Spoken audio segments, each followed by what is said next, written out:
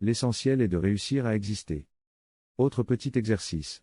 Plusieurs fois dans la journée, à des heures établies, et pendant le plus longtemps possible, ayez la sensation de votre bras droit, ou gauche, ou la jambe, peu importe. Quand on leur donnait cet exercice, des gens se disaient, c'est pour développer mon attention. C'est bien utile. Miam, miam. Si je pense fermement, intensément à mon bras droit, de temps en temps, ça va augmenter ma capacité de fixer des idées. J'en tirerai avantage dans mes études, mon commerce, au bureau. Ces gens-là étaient des imbéciles. Ils se demandaient comment réussir dans l'existence.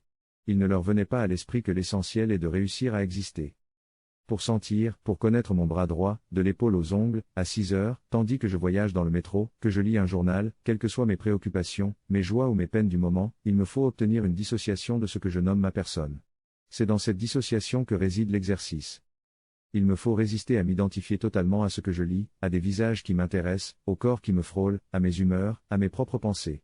Je suis constamment happé par l'intérieur et l'extérieur. Dès que je cède, je perds mon bras. Or, il ne s'agit pas de plier mon journal, de faire merveilleux, de m'imaginer dans une chambre silencieuse et obscure. Il convient de faire avec ce qui est. Par exemple, garder la sensation complète de mon bras, alors que la croupe de cette femme, je sens que le jeu l'excite, la salope, se presse contre moi. Cela tend mon désir, on n'est pas de bois. Bon. Je ne repousse pas mon désir comme un curé honteux. Je m'efforce seulement de n'être pas que désir. Je tiens à distance ce désir. Chacun son travail. À mon zizi ses fesses.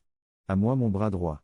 Alors mon désir s'établit dans sa nudité, son innocence, sa franchise animale. Ce qui s'attache communément à une poussée de désir, des images, tout un changement de climat mental, a été refoulé, anéanti. J'ai sacrifié tout cela à mon bras, c'est-à-dire au rappel à soi. Somme toute, j'ai nettoyé ce désir de tout ce qui n'était pas le désir à l'état pur. Et de ce désir brut, la queue sans tête, quoi, j'ai fait un outil de possession de moi-même.